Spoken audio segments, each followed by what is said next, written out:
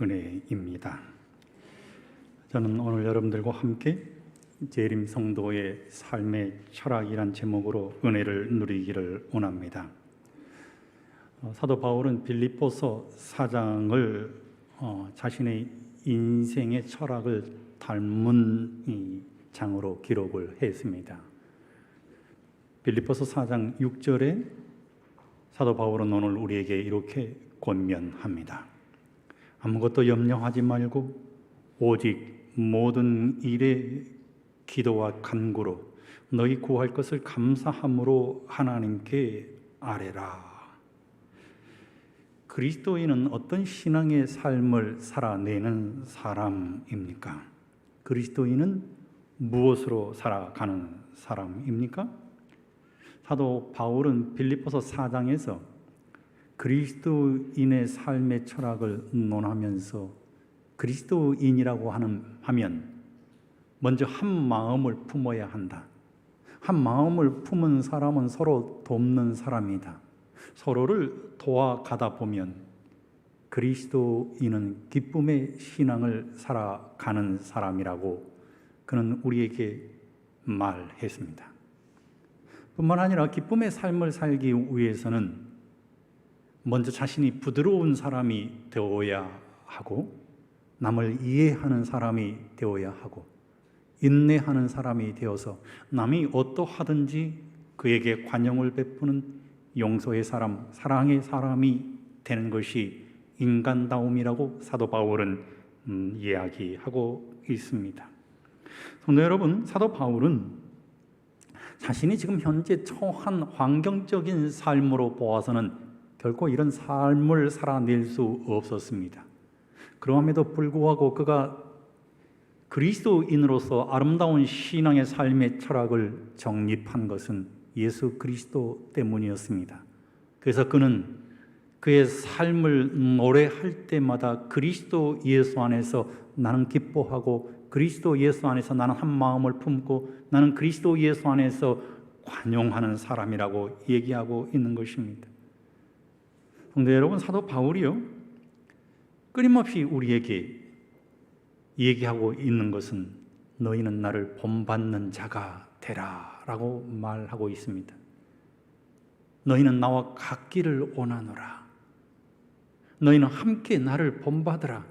내게 배우고 받고 듣고 본바를 행하라. 자신의 삶의 간증을 사도 바울이 모든 성도들에게 본받으라고 얘기하는 이유는 무엇이겠습니까?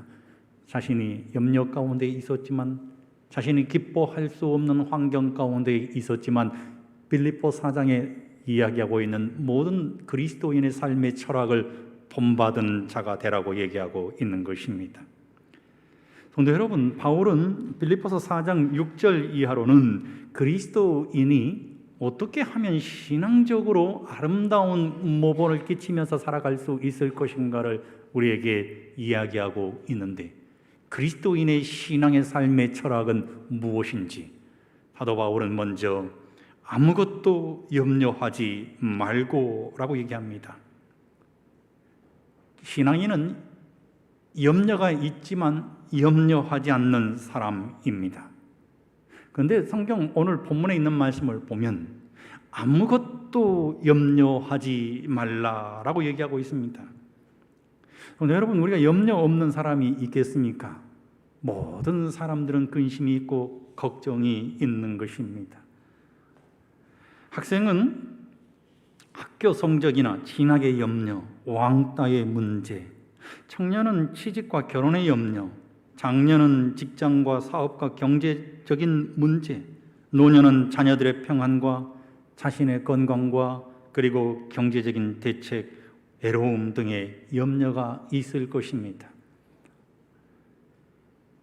요즘 저와 비슷한 또래의 목회자들을 만나면 한결같이 우리가 은퇴하면 어디서 살아야 하지? 평생을 하나님을 위해서 살다 보니까 지방 간창만 못했는데 우리는 어디에 안주해야 되지? 라고 얘기를 합니다. 그리고 결론은 어떻게 끝이 나는가 하면 하나님께서는 우리에게 하늘 집을 주셨기 때문에 우리의 인생을 책임져 주실 거야 하면서 우리는 웃습니다.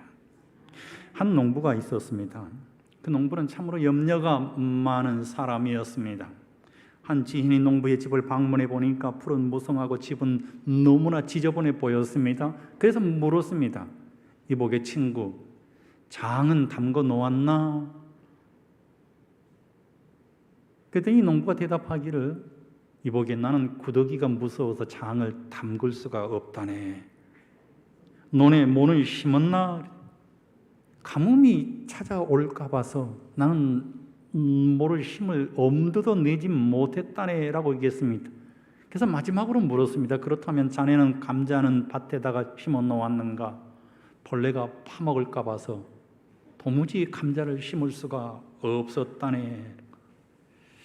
염려 때문에 아무것도 할 수 없는 현대인의 삶을 대변해주고 있는 것 같지 않습니까? 염려로 가득한 세상을 살아가는 우리에게 오늘 사도 바울은 염려하지 말라라고 말씀하면서 아무것도 염려하지 말라고 말하고 있는 것입니다. 사도 바울이 염려하지 말라고 한 이유는 그가 정말 많은 염려거리가 있었기 때문에 염려하지 말라고 얘기하고 있는 것입니다. 빌립보 성도들에게 있어서 자신들의 영적인 스승인 사도 바울이 감옥에 갇혀 있는 것은 염려 가운데 가장 큰 염려였습니다. 사도 바울을 위로하기 위해서 감옥으로 사신을 파견했는데 그 사신의 이름이 에바브로 디도였습니다. 그런데 에바브로 디도에게 심각한 건강의 위험이 찾아와서 그는 위태로운 가운데 있게 되었습니다. 빌립보 교인들의 염려였습니다. 교회에도 많은 문제가 있었습니다. 성도들은 핍박을 받았습니다. 교회 안에 분열과 다툼이 난무했습니다.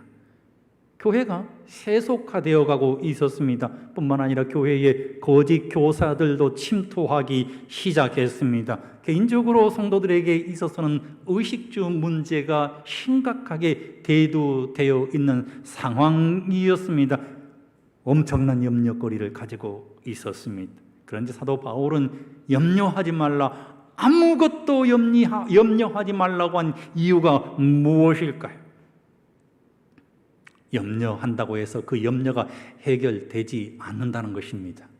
두 번째로 그리스도인의 삶의 철학에 있어서 그리스도인은 하나님을 믿고 하나님을 신뢰하는 사람이기 때문에 내 염려를 하나님께서 십자가에 못 박으셨기 때문에 하나님께서 해결책을 주시겠다고 하시는 약속을 지키는 믿음으로 살아가라는 의미가 아니겠습니까?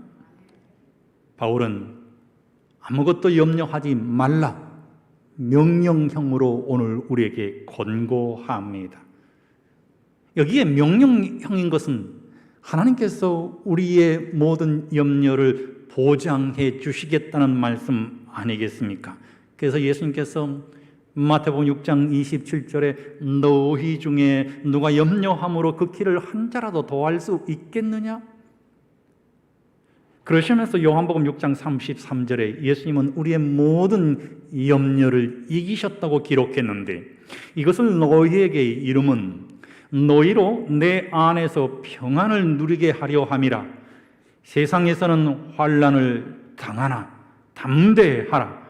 내가 세상을 이기었노라 라고 기록하고 있습니다. 성도 여러분, 예수님이 세상을 이기셨습니다. 예수님께서 어떤 세상을 이기셨을까요?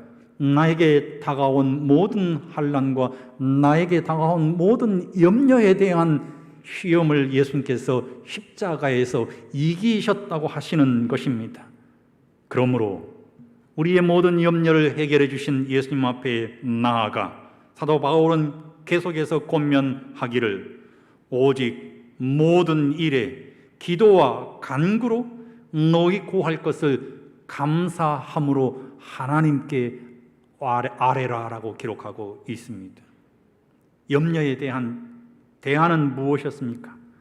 너희 구할 것을 감사함으로. 어떻게? 감사함으로 하나님께 뭐 하라고요? 아뢰라 라고 기록하고 있습니다. 염려에 대하는 하나님을 향하여 기도하는 것이라고 사도 바울은 오늘 우리에게 권면하고 있는 것입니다. 제가 어렸을 때는 참 이 가정들의 말이요, 식구가 참 많았습니다. 그래서 어떤 가정은 가장 작은 이 가정의 식구를 보면 엄마 아빠를 포함해서 6명 정도, 뭐 7명인데도 있고요. 저는 11공주가 있는 집도 보았습니다. 공주만 11명을 낳은 것입니다. 저희 집도 8남매입니다. 근데 8남매인데 그 8남매 중에서 7번째입니다. 어렸을 때를 제가 생각해 보니까 부뚜막에서 엄마가 밥을 할 때 보면 큰 가마솥에 얼마나 많은 밥을 하는지요. 그 밥을 요즘은 그 조그만 이 그릇에 푸지만 옛날에는 큰 다라에다가 밥을 퍼가지고 거기에서 막 밥을 떠주는 것을 제가 보았습니다. 칼국수를 끓여내도 얼마나 많은 양의 칼국수를 끓여내야 하는지요. 저는 팥죽을 어렸을 때 좋아했는데 엄마가 하루는 팥죽을 끓였습니다. 저녁인데 말이에요.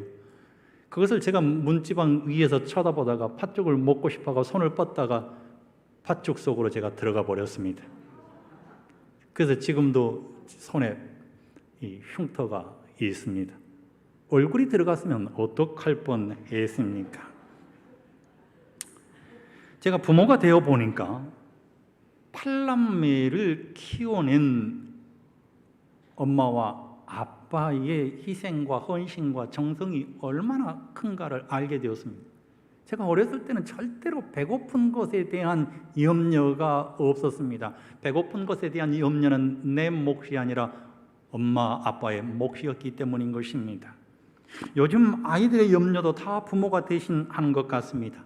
부모가 다 해결해 줍니다. 숙제도 해결해 주고 학교 등교도 부모가 해주는 것을 보게 되지 않습니까?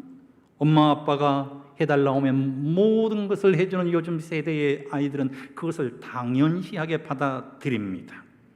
성도 여러분, 그렇다면 오늘 우리가 가진 모든 염려와 근심과 걱정거리도 우리의 신앙의 스승이신 그리스도 예수께서, 우리의 아버지이신 하나님께서, 우리를 날마다 양심을 통해서 깨닫게 해주시는 성령 하나님께서 모든 우리의 문제를 해결해 주시지 않을까요? 그래서 사도 바울은 모든 우리의 염려와 근심을 감사함으로 하나님 앞에 아뢰라 라고 권고하고 있는 것입니다. 여러분, 아랜다라는 이 말씀의 의미는 언어적으로는 알려지게 하라, 알려드리다라는 의미입니다. 즉 우리의 마음속에 있는 모든 근심을 하나님께 알려드리는 것입니다. 그러면 하나님께 알려드릴 때 우리는 어떻게 알려드려야 할까요? 우리의 가슴 속에 염려와 근심을 묻어놓는 것이 아니라 첫 번째로는 기도함으로 하나님 앞에 아뢰라 라고 기록했습니다. 여기에서 기도한다는 이 말씀의 의미는 따로 시간을 내어서 하나님 앞에 나아가서 감사함으로 아뢰라는 의미입니다. 두 번째로는 간구라고 하는 이 말씀의 의미는 우리의 원하는 바를 하나님 앞에 나아가서 간절히 구하라는 의미입니다. 우리 모두에게는 희망이 있고 소망이 있지 않습니까? 그 소망을 가지고 하나님 앞에 나아가서 기도하는 것입니다. 그런데 사도 바울이 마지막으로 여기에 구할 것이라고 하는 단어를 썼습니다. 여기는 언어적으로 어떤 의미를 가지고 있는가 하면요, 구체적이고 분명한 욕으로 사소한 것까지라도 하나님께 구하는 것입니다. 사소한 것 얼마나 많이 있습니까? 그 사소한 것까지라도 가슴에 묻어두면 병이 되니까 하나님 앞에 구하면 하나님께서 해결해 주시겠다고 약속하고 있는 것입니다. 성도 여러분, 찰스 스윈도일이라고 하는 이 목사님은 달라스 신학교 총장으로 2001년까지 근무하다가요, 너무나 교회에 가서 설교하고 싶은 것입니다. 성도들을 너무나 사랑한 것입니다. 그래서 사표를 과감하게 던지고 한 교회의 담임 목사님이 되셔서 지금까지 일하고 계시는데, 그 목사님이 어떤 말을 우리에게 남겼는가 하면, 여러분의 염려의 리스트를 기도의 리스트로 바꾸어라 라고 얘기했습니다. 염려의 리스트가 얼마나 많이 있습니까? 기도의 리스트로 바꾸라고 하는 것입니다. 왜냐하면 하나님께서 해결해 주시기 때문에, 하나님께서 그것을 보장해 주시기 때문에 염려의 리스트를 기도의 리스트라고 바꾸라고 잘 쓸 수 있도록 우리에게 얘기하고 있는 것입니다. 이사야 40장은, 이사야 선지자는 종말을 살아가는 우리에게 하나님이 어떤 분인가를 먼저 이야기합니다. 이사야 40장 28절에 너는 알지 못하였느냐, 너는 듣지 못하였느냐, 영원하신 하나님 여호와 땅 끝까지 창조하신 이는 피곤하지 않으시며 곤비하지 않으시며 명철이 한이 없으신 분이시며 라고 노래했습니다. 하나님이 결코 피곤하지 않고 곤비하지 않고 하나님의 명철이 한이 없으니 하나님은 전능하신 분이요 하나님은 전지하신 분이라고 하는 것입니다. 그러면서 이사야 선지자는 현재 우리의 처지를 이렇게 설명했습니다. 우리의 처지는 피곤하다입니다. 우리의 처지는 무능하다라고 얘기했습니다. 우리는 곤비한 사람이다라고 얘기했습니다. 뿐만 아니라 우리는 넘어지는 사람이고 우리는 쓰러지는 자빠지는 사람이다라고 얘기를 했습니다. 우리의 인생의 한계를 이사야 선지자는 이사야 40장 29절에 드러낸 것입니다. 그런데 우리가 하나님을 신실하게 믿고 하나님을 신실하게 의뢰하면 하나님께서는 우리에게 새 힘을 주시겠다고 약속해 주셨습니다.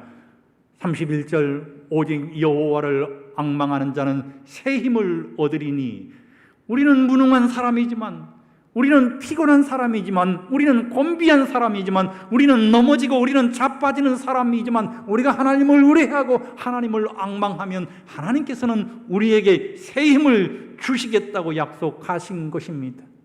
어떤 새 힘을 주실까요? 독수리가 날개치며 올라감 같을 것이요. 거친 폭풍과 몰아치는 이 세상에, 어두움으로 가득한 이 세상에 말입니다. 하나님께서 우리에게 새 힘을 주시면 독수리가 폭풍을 뚫고 어두움을 뚫고 하늘로 비상하여 올라가서 찬란한 햇살을 받는 것처럼 하나님께서 우리에게 새 힘을 주시면 우리는 이 세상에서 다름박질하여도 곤비하지 아니하고 걸어가도 피곤하지 않는 사람이 될 수 있다는 사실을 이사야 선지자는 오늘 우리에게 얘기하고 있는 것입니다. 성도 여러분, 그러므로 오늘 이 시간 우리의 모든 염려를 주님께 맡기십시다. 왜냐하면 예수님은 우리를 돌보시는 분이시기 때문인 것입니다. 지난주 일요일에 우리 태지원 집사님 가정이 별내로 이사를 가는 날이었습니다. 근데 별내로 이사 갈 때 우리 태지원 집사님이 굉장히 많은 걱정이 있었습니다. 별내로 이사 가고 싶은 마음도 별로 없으셨던 것 같습니다.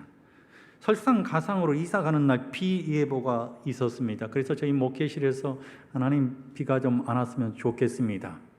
근데 하나님께서 우리의 기도를 완전히 묵살하시고 얼마나 비가 강하게 내리는지요. 그래서 이삿짐이 젖으면 안 되는데 염려가 되었습니다. 그래서 제가 집사님에게 전화를 걸었습니다. 집사님, 비가 너무나 많이 와서 큰일 났습니다. 이삿짐 다 젖게 생겼습니다라고 얘기했더니 우리 태지원 집사님이 뭐라고 말씀을 하셨는가 하면은, 목사님은 기도만 해주세요. 그래. 목사님은 기도만 해주세요. 그래. 아니, 기도하지 않고 있는 것을 어떻게 하시고 기도만 해주세요. 그래서 제가 전화를 끊고 하나님 앞에 기도했습니다. 하나님, 우리 성도님들이 기도하고 있습니다. 우리 집사님이 기도하고 있습니다. 하나님 앞에 기도하오니 비가 좀 멈췄으면 좋겠습니다. 우리 태지원 집사님 남편분도 말이에요, 얼마나 걱정이 되었는지 우리 태지원 집사님에게 이런 신앙의 고백을 했습니다. 남자가 한번 내뱉은 말은 결코 주워 담을 수 없는 말을 했어요. 어떤 말인가 하면, 여보, 하나님이 만일 이사할 때 비가 내리지 않게 해주시면 내가 교회에 나갈게 라고 얘기하는 것입니다. 그러니 우리 집사님 기도가 얼마나 더 간절했을까요? 그런데 놀랍게도 이삿짐을 다 싸고 이제 사다리로 내려야 할 시간이 되었을 때 말입니다. 언제 그랬냐는 듯이 말이에요. 그 세찬 핏줄기를 하나님께서 멈추어 주신 것입니다. 놀랍게도요, 구리시에만 비가 오지 않았어요. 얼마나 감동이 되었는지요. 하나님은 놀라운 분 아니겠습니까? 우리의 기도를 응답하시는 하나님의 놀라운 응답을 보면서 제가 참 많은 감사를 하나님 앞에 드렸습니다. 하나님은 살아계신 분입니다. 예전에 한 여집사님이 이런 간증을 하는 것을 들었습니다. 저는 그 간증을 들으면서 뭐 그럴 수도 있지라고만 치부했는데, 그 집사님이 어떻게 간증을 했는가 하면요, 안식일날 교회에서 다음날 소풍을 가기로 했는데 황사가 너무 심하니까 우리는 소풍을 가서는 절대로 안 됩니다라고 직원회의에서 거의 결의 직전까지 갔는데, 이 집사님이 손을 들고는 직원 여러분, 제가 하나님 앞에 밤새 철야 기도를 하겠습니다. 하나님께서 황사를 물리쳐 주실 것입니다. 그리고 우리는 소풍을 가고야 말 것입니다. 그랬더니 모든 직원들이 하하 웃었습니다.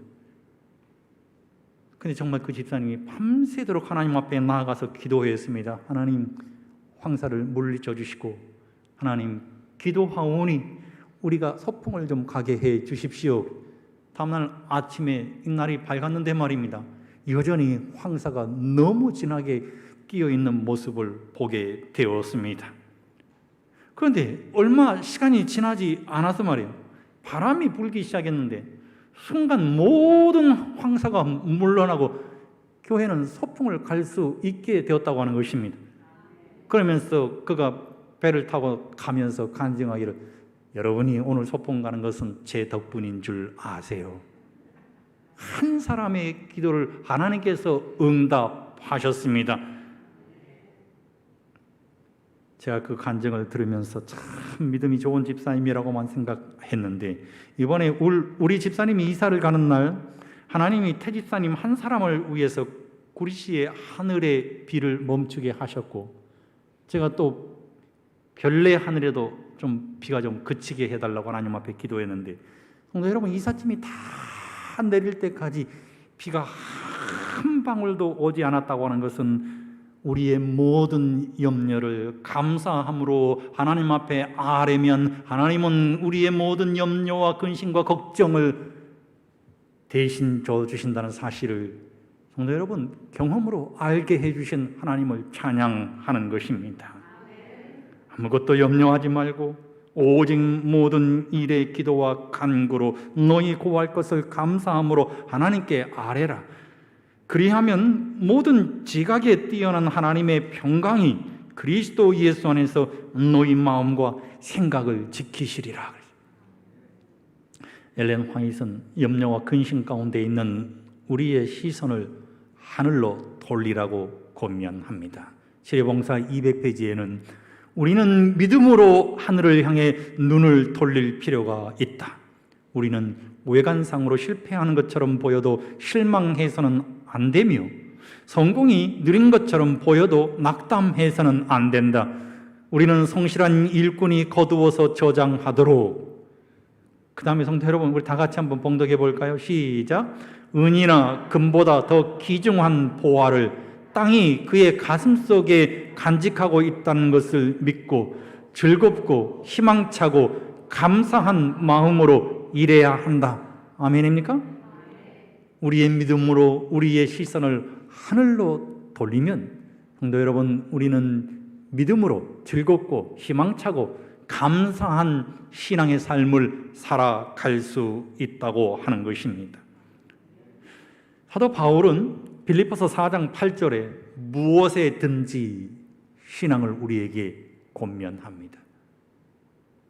정말로 형제들아, 무엇에든지 참되며 무엇에든지 경건하며 무엇에든지 오르며 무엇에든지 정결하며 무엇에든지 사랑할 만하며 무엇에든지 칭찬할 만하며 무슨 덕이 있든지 무슨 기름이 있든지 이것들을 생각하라 라고 기록했습니다. 정말로 형제들아. 누구에게 하는 말입니까? 재림 성도인 우리에게 하는 말입니다. 왜냐하면 재림 성도는 종말을 사는 사람들이기 때문입니다. 마지막 정점을 향해서 살아가는 재림 성도, 예수 그리스도의 임박한 재림을 눈앞에 두고 살아가고 있는 우리에게 말입니다. 정말로 형제들아, 무엇이든지 어떤 사람이 되어야 하겠는가라고 사도 바울은 권면하고 있는 것입니다. 근데 여러분, 우리가 살아가고 있는 지구상은 예수님께서 이 땅에 오실 날이 머지 않았음을 우리에게 보여주고 있습니다. 중국에서는 비가 얼마나 많이 내리는지 산사댐이 붕괴 위기 속에 있다고 합니다. 우리가 이렇게 마스크를 쓰고 예배 드릴 줄 누가 알았겠습니까? 저는 이것도 예수님께서 이 땅에 오실 징조가 아닌가 생각이 들어갑니다. 백신이 개발된 것은 요원한 일이 아닌가, 너무 변이가 많이 되니까 학자들이 이야기하고 있지 않습니까? 경제적으로도 너무 어려운 현실 가운데 처해 있음을 우리는 알게 되는 것입니다. 그런데 오늘 우리에게 사도 바울은 정말로 형제들아 무엇에든지라고 얘기합니다. 무려 6번이나 계속해서 반복하고 있는 것입니다. 여기 무엇에든지라는 이 말씀은 언어적으로 어떤 의미인가 하면 언제나입니다. 어디서나입니다. 누구에게나입니다. 무슨 일이 있든지라는 의미인 것입니다. 변함없이 무슨 일을 하든지 어느 때라도 어떤 환경에서라도 재림 성도의 신앙의 철학을 고수하라고 하는 의미인 것입니다. 성도 여러분, 먼저 바울은 우리에게 무엇에든지 참되며라고 얘기합니다. 진실한 그리스도인이 되어야 한다는 의미인 것입니다. 이 세상에 참이 물러나고 이 세상에 거짓이 도래하게 되었을 때 타락이 도래하게 되었습니다. 재림 성도의 첫 번째 신앙의 철학은 진실함입니다. 나의 삶이 하나님 보시기에 거짓이 없는가? 나의 삶이 하나님 보시기에 참인가를 생각하면서 살아내야 하는 것입니다. 두 번째로 성경은 무엇에든지 경건하며 라고 얘기합니다. 경건하다는 말씀의 의미는 무엇일까요? 저는 경건하다는 이 말씀의 의미를 이렇게 정의하고 싶습니다. 하나님 앞에 서 있는 것처럼 신앙의 삶을 살아내라고 하는 것입니다. 우리의 모든 필요 중에서도 가장 절실하고 긴급한 필요는 참된 경건의 부흥이다. 이것을 구하는 것이 우리의 첫째 사업이 되어야 한다. 우리는 주님의 축복을 받기 위한 열렬한 노력을 기울여야 한다. 하나님께서 우리에게 축복을 안 주시려는 것이 아니다. 우리가 축복을 받을 준비가 되어 있지 않는 것이다. 무엇에든지 경건하며, 이 말씀의 의미는 무엇이라고요? 하나님께서 지금 현재 내 앞에 계시는 것처럼 우리가 하나님을 바라보아야 한다고 하는 의미인 것이죠. 만일 우리가 자신의 구원에 진정한 관심이 있다면 결정적인 변화를 일으켜야만 한다. 우리는 진정한 참회의 정신으로 주님을 찾아야 하며 깊이 뉘우치는 마음으로 죄를 자복하고 정결함을 받아야 한다. 성도 여러분, 이렇게 한번 살아보십시다. 아내 앞에서, 남편 앞에서, 사랑하는 자녀들 앞에서, 그리고 내가 만나는 사람들 앞에서 말입니다. 나를 보고 그분들이 저분은 하나님 앞에 서 계시는 분이야, 참 경건의 부흥을 이루신 분이야, 이런 마음으로 살아가면 성도 여러분, 우리의 신앙의 삶이 훨씬 더 풍족해지고 우리는 더 영적으로 깨어있는 종말을 살아가는 재림 성도가 되지 않을까요? 경건의 부흥을 이룩하시는 우리 모든 성도들이 되게 되시기를 주의 이름으로 간절히 소망합니다. 세 번째로 바울은 무엇에든지 오르며 라고 기록했습니다. 옳은 삶, 이 의미는 의로운 삶이라는 의미가 아니겠습니까? 의로운 삶을 살아내는 것, 이것이 성도들의 목표가 되어야 하는 것입니다. 이 세상은 불법이 성하고, 이 세상은 불의하고, 이 세상은 위법하고, 이 세상은 부당한 것으로 가득 차 있지만 그리스도인은 옳은 사람이 되어야 한다는 것입니다. 재림 성도는 어떻게 옳은 사람이 될 수 있을까요? 재림 성도는 세상을 향해서 정정당당하게 살아가야 합니다. 나는 제7일 안식일 예수 재림 교인입니다. 당당하게 얘기할 수 있는 그리스도인. 나는 재림 성도이기 때문에 재림 성도가 가르치는, 또 재림 교회가 가르치는 모든 정체성에 있어서 완벽한 신앙의 삶을 살아내려고 노력하는 정정당당한 그리스도인의 모습을 우리는 견지해야 합니다. 재림 성도의 정체성이 무너져가는 이 시점에 우리 모든 성도들이 우리 교회가 추구하는 정체성에 결코 물러서지 않는 옳은 신앙인이 되시기를 주의 이름으로 간절히 소망합니다. 네 번째로, 바울은 무엇에든지 정결하며 라고 얘기합니다. 이 정결하다는 의미는 아그노스라는 언어로 쓰였는데, 순수하다, 단정하다, 순전하다, 무음하다라는 의미입니다. 그런데 그 다음에 이제 인격적으로 무엇에든지 사랑할 만하며, 무엇에든지 칭찬할 만하며, 그리고 재림 성도의 인격은 모든 사람들이 바라보았을 때 기림이 있어야 한다고 얘기하고 있는 것입니다. 저는 이것이 마치 불가능한 것처럼 보여지지만, 우리가 그리스도 예수 안에 거하면 그리스도 예수께서 우리로 하여금 이러한 모든 일을 이루셨기 때문에 우리가 그리스도 예수를 묵상하고 그리스도 예수의 십자가를 바라보면 말입니다, 그리스도 예수께서 이 모든 것을 이루어 주셨기 때문에 그리스도 예수를 따라가면 우리도 이러한 사람으로 변화되어 간다는 사실을 성도 여러분께서 기억하게 되시기를 간절히 축원드리는 것입니다. 저는 이제 말씀을 마치면서 한 개인의 간증을 여러분들에게 좀 드리기를 원합니다.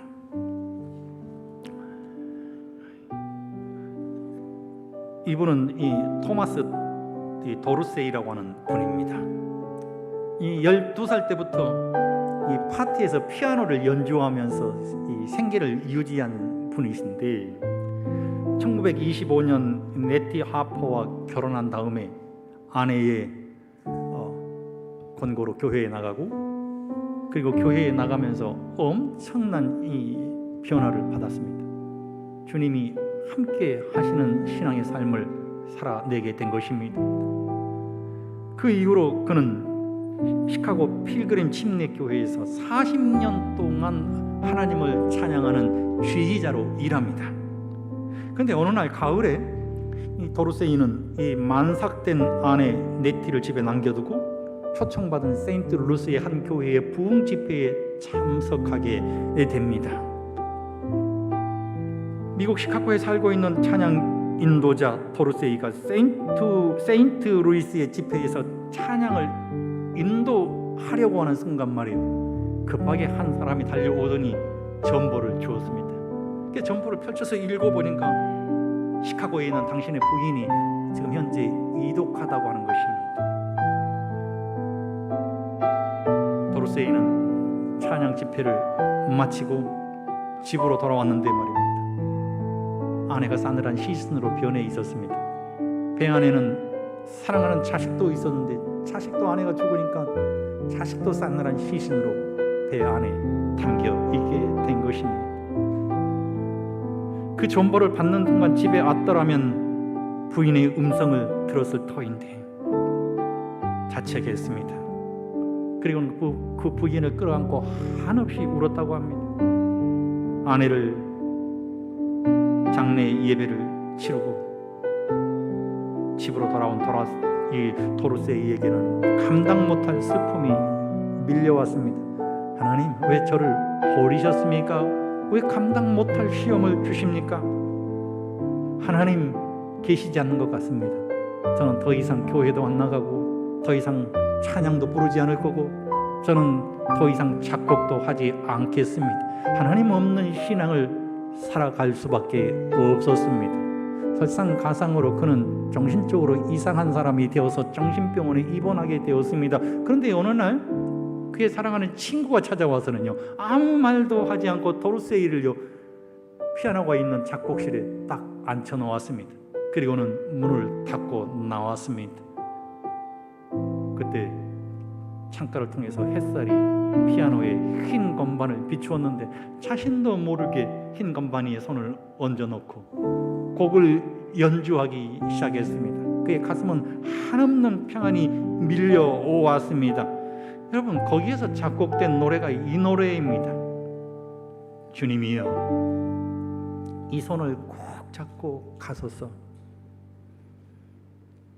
악하고 피곤한 이 몸을 폭풍우 흑암 속 해치사 빛으로 손잡고 날 인도하소서. 인생이 힘들고 고난이 겹칠 때 주님이여 날 도와주소서. 외치는 이 소리 귀 기울이시사 손잡고 날 인도하소서. 성도 여러분, 염려가 있으십니까? 걱정거리가 있으십니까? 감사함으로 하나님 앞에 나아가 아뢰면 하나님은 우리의 기도를 들어주십니다.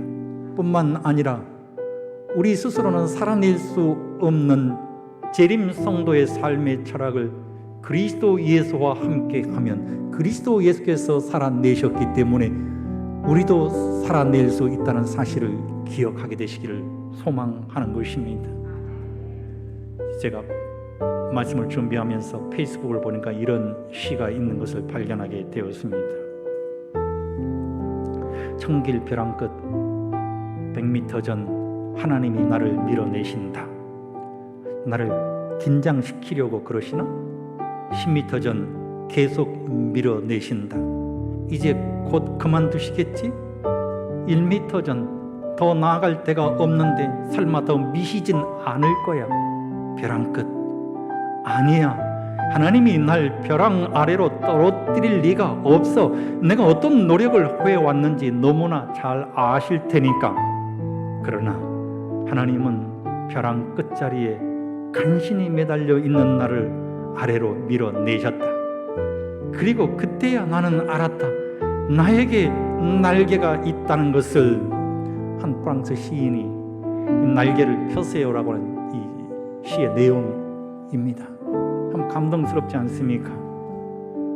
성도 여러분, 우리는 기억해야 합니다. 이사야 40장에 나는 정말 무능하고 피곤하고 나는 넘어지고 나는 쓰러지는 존재이지만 예수 그리스도께서 이런 나의 모든 삶을 십자가에 못 박으시고 새 힘을 주셨으니 우리에게 날개를 달아 주셨으니 모든 염려와 근심을 하나님 앞에 내어드리고 감사함으로 아뢰는 재림 성도가 되시기를 주의 이름으로 간절히 축원드립니다.